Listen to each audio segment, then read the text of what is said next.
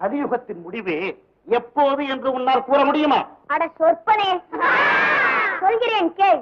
அறிவுடைய மனிதர்களும் அகந்தையனும் பேரேறி ஆதிக்கம் செய்யும் நேரம், அன்புடைய நங்கையரும் அகமுடைய நாயகனை அடிமை போல் எண்ணும் நேரம், கரையுடைய நெஞ்சினரும் திறனுடைய கவிஞர்களை தாரா உடைக்கும் நேரம்,